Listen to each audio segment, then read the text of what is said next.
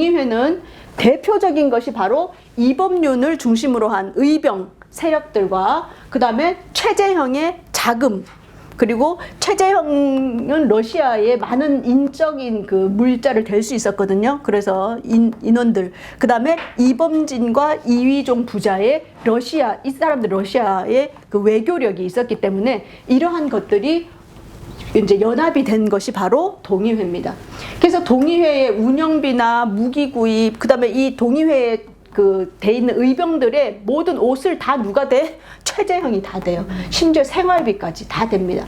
그러면서 국내 진공 작전을 펼쳐요. 그래서 함경도 지역이나 이쪽 지역에 그 일본의 초소들을 계속 습격해. 그래갖고 거기 일본 사람들 막 전멸시키고, 그래서 몇 번 혁혁한 공을 세우게 됩니다. 그럴 때 좌영장이 누구였어? 아까 그 어민섭.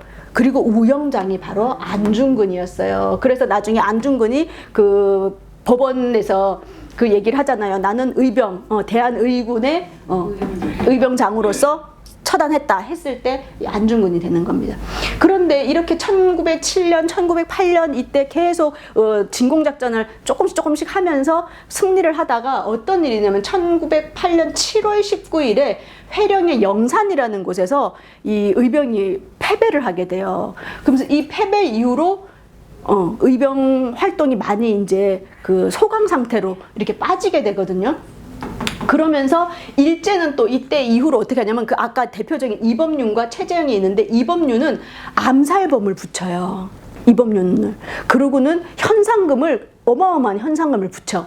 그리고 최재형한테는 어떻게 하냐면 최재형은 러시아 사람이고 옛날에 관리까지 했고 황제의 상까지 받은 사람에서 일본이 직접 할 수는 없었는데 일본이 뭐예요? 러일 전쟁에서도 이겼겠다. 그러니까 파워가 있으니까 러시아 정부에 계속적인 압력을 넣는 겁니다.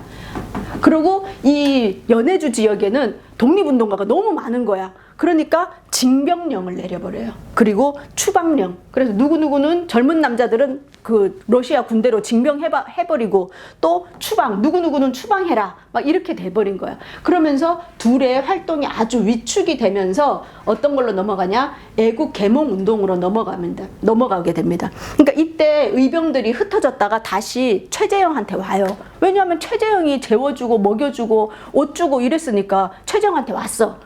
최재형이 나 더 이상 옷 안 만든다. 피복을 제공을 안 해요. 우리가 의병으로 하니까 너무 잃는 것이 많다. 그리고 이거 가지고는 안 되니까 우리는 다른 작전을 세워야 된다라 그래요. 그래서 의병들이 엄청 실망하면서 이제 떠나가는 의병들도 있고요. 그러면서 이 최재형은 애국 계몽 운동으로 넘어가면서 신문을 만들어요. 신문을 만들어서 많이 알리고 그 다음에 의열투쟁에 나서게 되는데 이 대표적인 것이 바로 안중근 의거가 되는 거죠. 그리고 이 안중근 의거를 알린 신문이 바로 이 대동공보라는 신문이 되겠습니다. 그래서 의열 운동을 하고 그것을 사람들에게 알리는 활동을 이제 하게 되는데요. 이 안중근 의사를 우리가 얘기하는 데 있어서 동의 단지회 얘기하잖아요. 동의 단지회를 어디서 결성했냐? 최재형 집 창고에 모여서 했어. 최재형 집 창고에서. 그게 바로 1909년 3월의 일입니다. 안중근은 1907년에 블라디보스토크에서 있어요. 그러면서 최재형 집에 자주 왔다 갔다 하고 아까도 동의회의 우영장으로 활동을 했습니다. 그러다가 1909년 10월 10일에 뭐냐면 신문이 이제 막 도는데 신문에서 보니까 이토가 하얼빈에 온다는 걸 알게 된 거예요. 그 신문을 보면서 동의회 사람들이 막 이렇게 온대는데 어떡하지? 그러니까 다들 우리 안중근하고 얘기해보세. 이렇게 된 거예요. 그래서 안중근하고 같이 이야기하는데 암살을 모의하게 됩니다. 그 모의 장소가 어디다? 대동공보사 사무실이에요. 이 대동공보사 돈도 누가 냈게? 다 최재형이 냈어. 돈이 있어야 돼, 돈이. 총도 누가 샀어? 최재형이가 샀어. 왜냐하면 최재형이 또 러시아 군영에 소고기 납품했잖아요. 그래서 군인 또 참전 용사잖아. 러일 전쟁 참전 용사. 이래가지고 돈도 있겠다. 이래갖고 총을 3정을 이렇게 준비를 해주죠. 그래서 최재형의 딸하고 아들들이 그 일기를 썼어요. 그 일기에 의해서 이 자료도 많이 나오는데 그 딸을 최올가의 그 기록에 의하면 그 우리 지역에 안 인사가 있었는데 그 사람은 안흥칠이라고 불렸다. 안흥칠이라는 사람이 우리 집 뒷마당에 와가지고 사람 모양 세 개를 그려놓고 사격 연습을 했다. 그 사람이 이제 안중근인 거죠. 그래서 사격 연습도 하고 결국엔 1909년 10월 26일에 하얼빈 의거를 하게 됩니다. 근데 이거는 뭐냐면 안중근 의사가 쓴 엽서예요. 안중근 의사가 누구한테 썼냐면 이 대동공보사의 주필 이강, 이분도 독립운동사에서 유명하신 분이더라고. 이분한테 편지를 써요. 근데 내용이 뭐냐면 내가 내일 뭐 어떻게 할 거고 이제 할 거다. 그런데 마지막에 누구에게 돈을 내가 이거 준비하면서 얼마 빌렸으니까 그 돈을 나는 죽을 거니까 그 돈을 꼭 갚아주길 바란다라고 편지를 보냈어요. 받는 사람은 주필 이강이지만 돈 갚아주세요는 누구게 최재형한테 돈 갚아주세요 쏘린 거죠. 그렇게 자기가 빌린 돈까지 다 이렇게 써서 보낸 엽서가 있습니다. 그래서 최재형이 준비해준 3개의 권총이 이렇게 있습니다. 그렇게 해서 그 이후에 안중근 의사가 이제 사형을 당하고 안중근 의사 변호인 대준 사람도 최재형. 그다음에 최올가의 기록에 일기장에 보면 안중근 의거가 일어나고 나서 우리 집에 안중근 의사의 부인과 아이들이 왔다. 안중근 가족을 후원했던 사람도 최재형이 되겠습니다. 그런 다음에 이러한 일이 있고 1909년에 10월 26일 날 안중근 의거가 있잖아요. 그리고 1910년에 결국에는 나라를 빼앗기게 되죠. 국권 상실이 되면서 나라를 빼앗기니까 이 한반도에서 더 이상 독립운동을 할 수 없었던 거야. 그래서 사람들은 어디로 건너갔다? 국경이 가장 맞닿아 있는 만주와 연해주로 다 넘어가게 된 거예요. 그러면서 독립운동의 거점이 돼버린 거죠.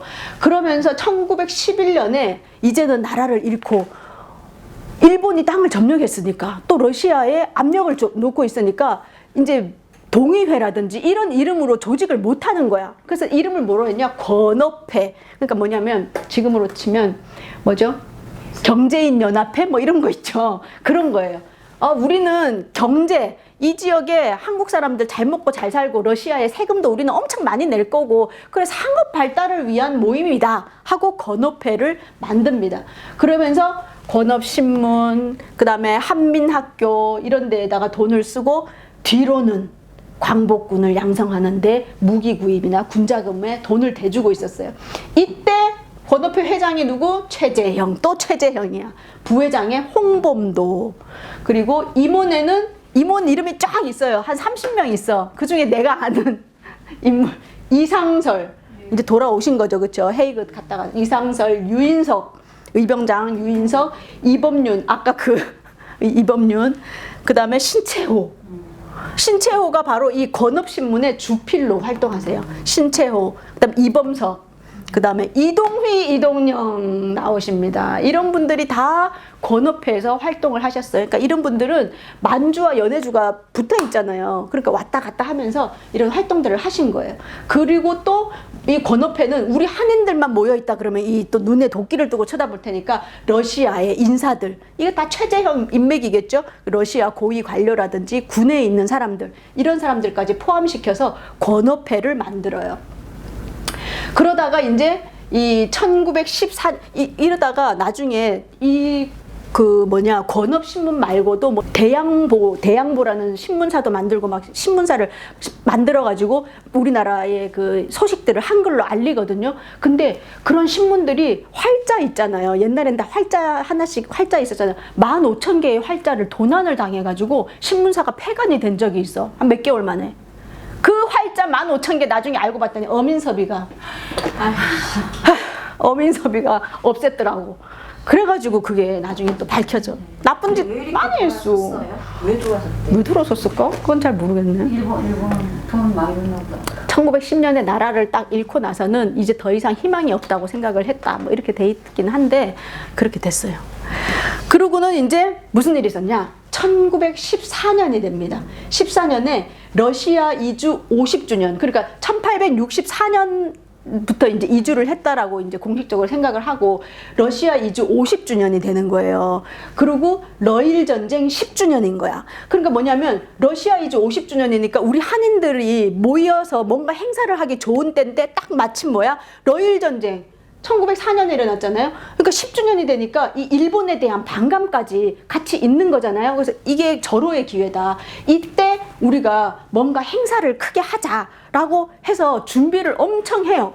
그래갖고 뭐 이렇게 책자, 역사, 그러니까 이때도 기념하는 50주년을 기념하는 그런 역사 책 같은 거 있잖아요. 역사 책도 만들고 뭐 준비위원회도 만들고 뭐 보이스카우트 애들 뭐 이렇게 훈련도 하고 막 이래가지고 행사를 준비를 딱 하고 있었는데 무슨 일이 일어나? 제1차 세계대전이 발발을 하게 되면서 이 행사를 못하게 된 거야. 그래서 이때 좀 디데이로 뭔가 거사를 일으켜 보려고 그랬는데 이게 안 됐는데 안 되면서 동시에 뭐가 됐냐면 이 1차 세계대전 때는 러시아하고 일본이 동맹국이 돼버린 거예요. 그러니까 러일 전쟁 때는 서로 적이었기 때문에 우리가 독립운동 하기가 그나마 괜찮았어. 러시아 사람들에게 같이 이렇게 할 수 있었는데 이때 동맹국이 되면서 이런 운동들이 팍 죽게 돼요. 그래서 제가 이 최재형을 공부하면서 보니까 내가 지난주까지는 이제 일본하고 중국과의 관계 뭐 이런 것들 되게 속상했었잖아요. 막 청나라 막 이런 거. 여기 보니까 나라를 잃어버리니까 어떻게 돼요? 러시아. 어쩔 때는 러시아 사람이 막 편 들어주다가 그럼 막 그쪽에서 또 해. 또 하루아침에 또 일본 편을 또 막 들어주다가 이렇게 되는 거야. 그러니까 진짜 우리 나라가 없으니까 어떻게 돼요? 진짜 부평초처럼 뿌리 내릴 땅이 없으면 둥둥둥 떠다니면서 지네들 마음대로 이 정세에 따라서 휙휙 돌아서게 되는 거더라고요. 그래서 너무 우리가 아무리 능력 있는 인재를 키우고 뭐 돈을 많이 이렇게 벌어가지고 막 해도 국토, 나라를 잊어버리고 또 정신까지 잃어버린다면 아무것도 소용이 없고 그 진짜 일장춘몽이구나 이런 거를 뼈저리게 느끼게 되었습니다. 그래서 이때 이제 이 러시아하고 일본이 동맹을 맺으면서 이때 일본이 러시아한테 꼰질러요. 야, 사실 있잖아. 최재형이가 그동안 러시아 니네 편인 줄 알았지. 러시아 관리하면서 러시아의 정보를 우리한테 건네준 간첩이었어. 이렇게 거짓말을 해요. 그래서 감옥에 잠시 갇히게 돼요.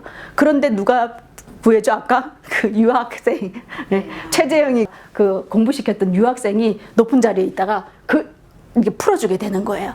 그런데 이때 일본 사람이 러시아에게 추방해라 라고 하는 명단을 보내는데 그 명단을 제가 딱 보는데 있잖아요.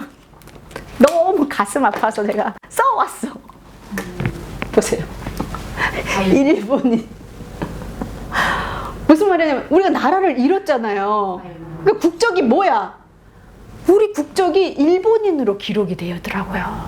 우리 독립운동가들 이름 뒤에 일본인이라는 이름.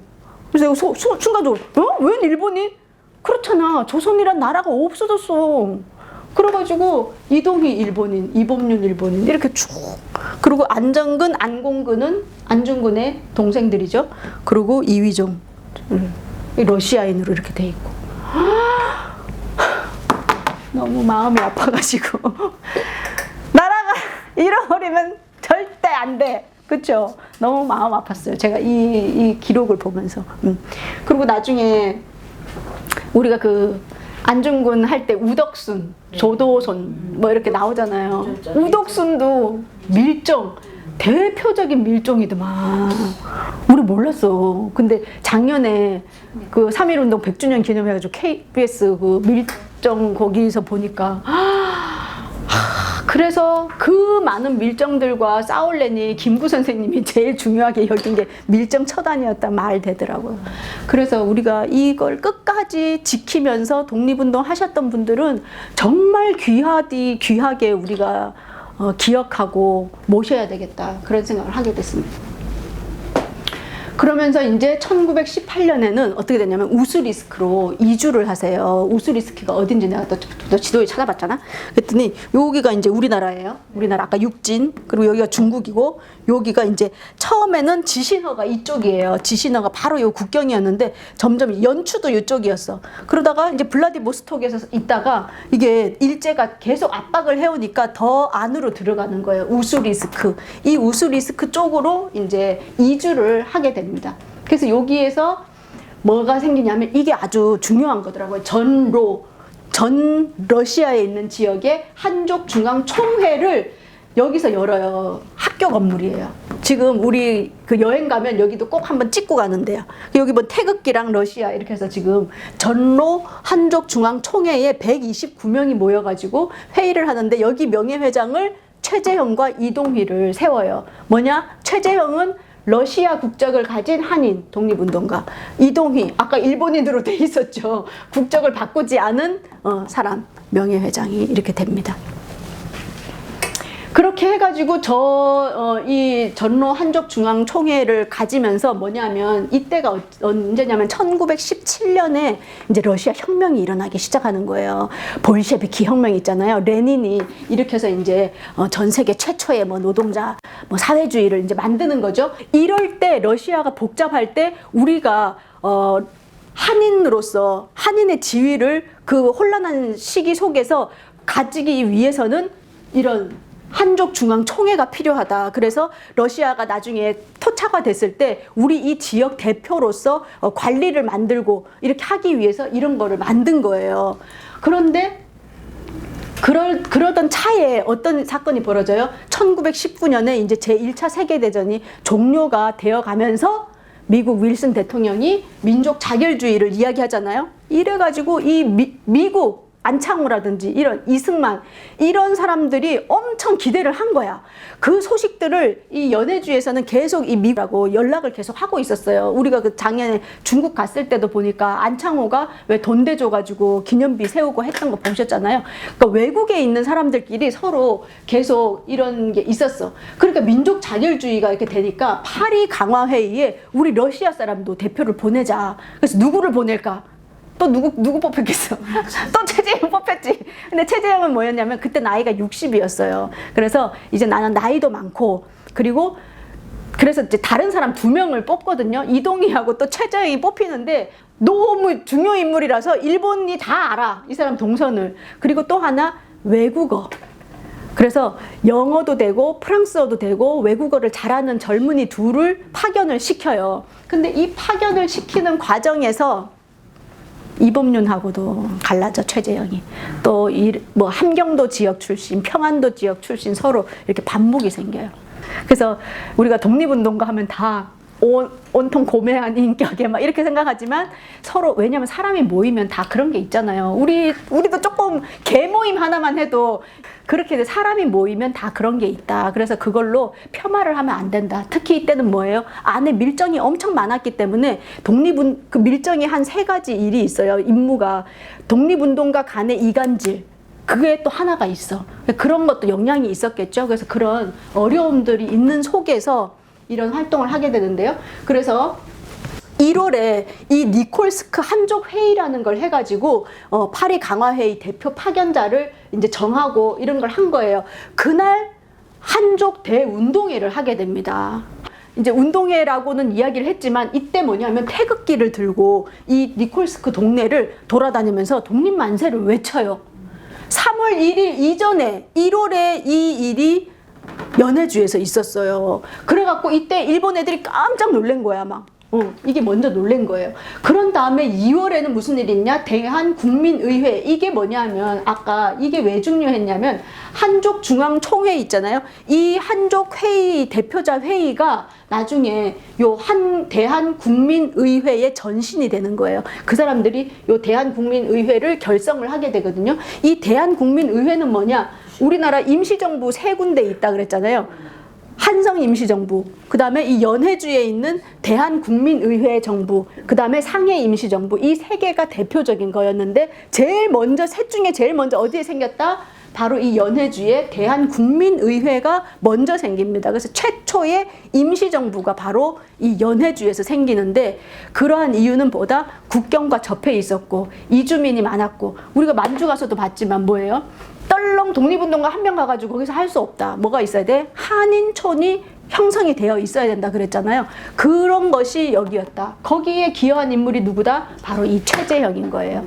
그러다 보니까 이 대한국민의회의 외교부장에 선임이 됩니다. 그와 동시에 이제 3월 1일 3일 만세 운동 일어나잖아요. 그리고 3월 13일인가 그때 여기서 또 러시아 여기서 많이 또 일어나요. 만세 운동이 일어나고 4월에 상해에서 임시정부 세워지잖아요. 임시정부가 세워질 때 재무총장에 선임을 해요. 그래갖고 연락이 와. 상해에 오라고. 우리 이거 지금 임시정부 오픈하니까 오시라고. 그때 뭐라고 얘기했냐. 나는 옛날부터 의병 운동을 하던 사람이다. 나에게 만약에 돈이 있다면, 상해로 가는 여비가 있다면 그 돈을 총을 사서 독립군대로 보내겠다. 그러면서 뭐냐면 이 임시정부와 그 노선을 같이 하지 않았어요. 이 최재형이 생각할 때는 어떻게 생각했냐면, 임시정부를 자기는 의병운동하고 안중근 그 저격, 이토 저격하고 이런 운동을 하면서 직접 그걸 해야지.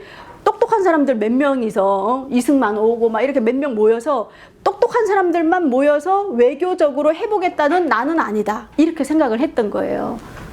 그래서 가지를 않았습니다. 그래서 여기 보면 대한민국 임시정부의 성립 이래가지고 쭉 인물들이 나오는데, 여기에 재무총장의 최재형이 들어오는 거예요. 그래서 여기 보면 의장은 이동영이에요. 이동영, 이승만, 안창호, 김규식, 이시영, 그 다음에 최재형이야. 최재형이 여기 있는. 그 다음에 이동영, 문창범 이렇게. 그래서 이렇게 우리 임시정부에서 이렇게 선임을 했는데 가지 않고 바로 상해에는 가지도 않았어요. 그래서 그만큼 사실 이분들 다 우리나라에서 있는 집안 자식들이잖아. 대부분 다. 이승만 뭐 이런 사람들, 이동영, 최재형 노비 출신이었지만 얼마나 큰 역할을 했는지를 이 임시정부의 그 표에서도 알 수가 있습니다. 결국에 마지막엔 어떻게 되세요? 그래서 1919년에 그러한 일들이 있고 1920년에 4월 참변이라고 일어나게 됩니다. 이게 니항 사건이라고 있는데요. 뭐냐면 이건 또 러시아 혁명사를 알아야 되더라고. 자세히는 우리가 모르니까. 어쨌든 볼셔비키 그러니까 레닌이 이제 사회주의 정권을 세우잖아요. 그러면서 적색파, 붉은기, 적색파가 있고, 그거에 반해서 옛날 그대로 있어야 돼 하고 했던 사람은 백색파예요. 그래서 적색파하고 백색파가 싸우게 돼. 그럴 때 일본은 어디에 붙었냐면 백색파에 붙었던 거예요. 그래가지고 이 백색파에 붙어가지고 일본이 참전을 하는데, 솔직히 말해서 일본이 같이 들어온 이유는 뭐냐 하면 바로 이 연해주에 있는 독립운동가들을 선멸시키기 위해서 들어오게 됩니다. 들어오는데 이것도 니항이라고 거기에 있어요. 연해주 쪽에 항구. 그 니항에 너무 비슷해. 항상 어떻게 하냐면, 우리 한국하고 러시아 연합 부대가 있었어. 그 연합 부대가 있었고 일본군 부대가 있었는데, 이제 일본군이 근처 와서 또 어슬렁 하는 거예요. 그러니까 어떻게 이 한러 연합 부대가 일본군이 왔다 갔다 하고 이제 막 들어오고 이러니까 그 배를 선멸을 하는 거예요. 일본 군대를 선멸을 해버려. 그러니까 뭐예요? 일본 군대가 이제 증파할 수 있는 구실이 된 거지. 그래서 야, 니네가 먼저 쳤잖아. 우리가 너무 많이 다쳤잖아. 이래가지고 들어오게 됩니다. 들어와가지고 여기서 2년 동안 1922년까지 완전히 이 한인들과 이 러시아 여대주 지역을 거의 점령을 해버립니다. 그럴 때 1920년 3월 5일에 니항 사건이 있었고요. 딱 한 달 뒤인 4월 참변이라 그래서 4월 4일에서 4월 8일 사이에 이 러시아의 연해주 한인촌에 가해진 학살을 바로 4월 참변이라고 합니다. 이때 자녀들의 기록에 보면 아버지는 다른 데 계셨다 그래요. 다른 데 계셨고, 대부분의 지도자들이 이제 권업회나 이런 사람들이 다 피신해 있었는데, 갑자기 4월 4일 밤에 아버지가 집으로 돌아오셨다는 거예요. 다들 가족들이 너무 오랜만에 아빠 지금 다들 다 도망가는데 왜 아빠가 들어왔냐, 빨리 가시라. 그런데 4월 4일 날 밤에 가족들을 다 불러 모았대요. 다 불러 모아가지고 내가 지금 이 집을 떠나면 내일 아침에 일본군들이 와가지고 어머니와 너희들을 다 데리고 가서 고문을 할 것이다. 아빠는 일본 사람들이 마을마다 들어가서 어떻게 했는지를 다 이야기도 듣고 글로도 보았다. 그렇기 때문에 나는 이제 나이가 60이니까 나는 살 만큼 살았다. 너희들이 그 가혹한 고문을 받고 죽게 할 순 없다. 그렇게 얘기하세요. 그러니까 가족들이 어떻게 해서 울고 불고 아버지 안 된다 가시라 그러는데 끝까지 이 아버지가 가지 않아요. 그래서 이제 딸이 이렇게 울면서 잠들었는데 갑자기 찬바람이 싹 불어가지고 깨보니까 그 새벽에 일본군들이 이 집을 들이닥쳐가지고 아버지를 끌고 가는 그 뒤로 묶여가지고 가는 그 손이 보였다. 그 내용이 나와요. 그래가지고 어디로 끌려갔는지도 모르고 가셨대요. 그런데 정확한 기록은 나와 있지 않습니다. 그래서 그 다음날 이제 이 아버지와 4명, 아버지를 포함된 4명이 이제 끌려가서 죽거든요. 그래서 돌아가시는데 그 다음날 이제 시신을 받으러 가요. 일본 경찰에. 그랬더니 없다. 일본으로 가서 재판받아서 있을 것이다. 지금 여기 없다. 안 죽었다. 니네 아빠. 이렇게 얘기해요. 근데 사람들이 다 죽었다라고 하는 거야. 나중에 또 가니까 죽었는데 죽어가지고 그냥 태워가지고 시신만 불타고 뼈밖에 없다. 또 이렇게 얘기하는 거야. 말이 계속 바뀌는 거예요. 그래서 나중에 여러 기록에 의하면 바로 그날 처형당했다라고도 하고 그 다음날 그러니까 하루 동안 엄청난 잔인한 고문을 받고 총살을 당했다라는 기록도 있고 그래서 처음에는 4월 5일이 사망일이었어요. 근데 이 기록에 의하면 이제 4월 7일로 되어 있습니다. 그래서 이거는 누가 쓰셨냐면 그 수원대 사학과의 박 교수님. 그래서 우리가 러시아나 만주나 그런 관련된 정말 많은 자료를 만드셨고요. 이 책을 쓰신 걸 보니까 이 후손들이 살아있을 때였어요. 지금은 그 제일 활동 많이 했던 손자인 최 발렌티노 그분이 지난달에 돌아가셨거든요. 그 치료비가 없어서 막 그랬었는데 각지에서 성금도 모으고 그 다음에 국가보훈처 뭐 거기서 돈도 대고 해서 이제 그 장례를 잘 치르긴 하셨더라고요. 그래서 어쨌든 요 기록에 의하면 공식적으로는 4월 7일 날 총살 당하셨다라고 기록이 되어 있습니다.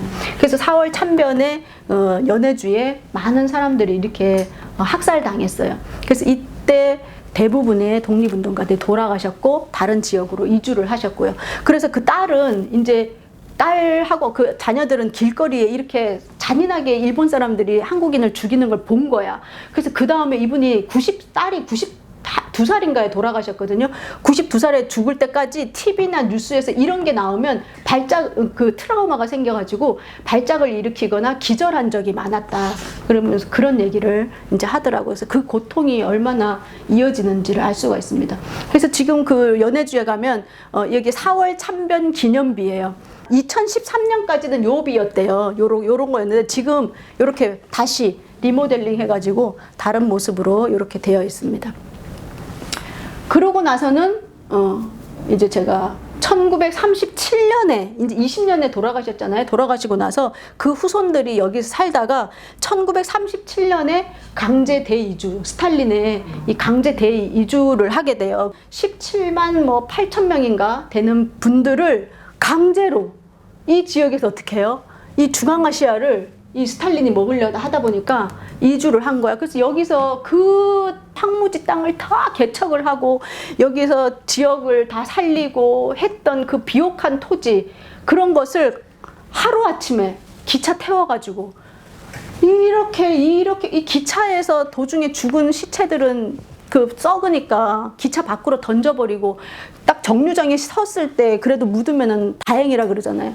그래가지고 먹을 것도 없이 거기서 이 기차를 타고 먼 거리를 가서 여기에 지금 카자흐스탄, 키르기스탄, 타지키스탄, 우즈베키스탄 이 지역에 많은 사람들이 그때 홍범도도 카자흐스탄에 가서 그 극장에서 표 팔다가 돌아가셨다는 게 이 역사가 있습니다. 그래서 너무 가슴 아픈 역사인데 지금 또 뭐냐면 항상 좋은 일과 나쁜 일이 같이 이렇게 번갈아 가면서 있잖아요. 지금은 뭐냐면 이 지역이 경제 발전을 많이 하고 있어요. 그래가지고 우리나라가 그 신북방 정책 쓰잖아요. 북방 정책에서 이 지역이 아주 중요한데 여기에 누가 많이 살아? 우리 고려인들이 많이 사는 거예요. 그래서 그 사람들을 바탕으로 해서 이 지역의 역사나 문화 그런 것에서 우리와 많은 교류를 할 수 있는 그 바탕이 되고 있습니다. 그래서 경제적인 이득만으로 가는 것이 아니라 뭐가 같이 가야 되겠어요? 이러한 역사를 알고 그러한 문화들을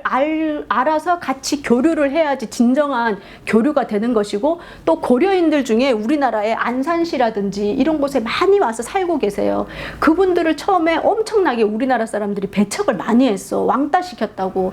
그런데 그러면 안 된다는 거죠. 지금 고려인 이런 데 안산에 마을도 많이 만들어져 있고 할 때 그분들과 교류할 때 무작정 가가지고 옛날에 같은 민족이래 이게 아니라 뭐예요? 이런 독립운동의 뜨거운 역사를 같이 하고 있고 이러한 개척의 역사. 그런데 이제는 뭐예요? 우리가 이 땅을 다시 개척을 해서 같이 잘 살아야 하는 그런 우리의 앞으로의 사명과 임무가 있다는 겁니다. 거기에 우리는 무슨 일을 해야 된다? 이런 역사를 알려야 된다. 그래서 여러분들이 학교를 가거나 또 어디 가서 해설을 하거나 안중근 기념관 같은 데 가서 해설할 때 그쪽만 하는 게 아니라 이러한 역사를 같이 이야기를 하면서 하면 좋겠죠? 마지막으로 보니까 여기가 그 최재형이 마지막에 잡혀가신 그 집이에요. 이게 2년 동안 사셨던 집이라 그러거든요. 그러니까 처음에는 잘 살았지만 나중에 독립운동 하느라고 집이 점점 줄어들어요. 그래서 이렇게 최재형 고택인데 작년에 피우진 그 국가보훈처장 됐을 때 여기를 먼저 찾아가죠. 찾아가서 이 여기를 기념관으로 만듭니다. 그리고 또 이분은 최재형하고 최헬레나라고 해가지고 이렇게 지금 현충원 있죠. 국립서울현충원에 가잖아요. 그럼 우리가 여기도 한 번 더 들러야 돼. 이제 갈 곳이 하나 더 생겼어. 뭐냐면 여기가 그 추모 현충탑 있잖아요. 현충탑 옆에 부부 위패묘 있어요. 그래서 제가 이따 찾아가 봤잖아. 갔더니 진짜 있더라고. 여기에 이렇게 시신은 지금도 못 찾았어요. 이렇게 우리가 시신을 못 찾기 때문에 최재형 최엘레나라는 비가 이렇게 있습니다. 이분이 그 손자인데 지난달에 돌아가셨어요. 그래서 여기는 고손자예요. 지금 인천대학교 교류로 와가지고 4대죠. 4대. 여기서 이제 우리나라에 대해서 배우고 있는 그런 입니다. 자, 이상으로 최재형에 대해서 마치도록 하겠습니다. 감사합니다.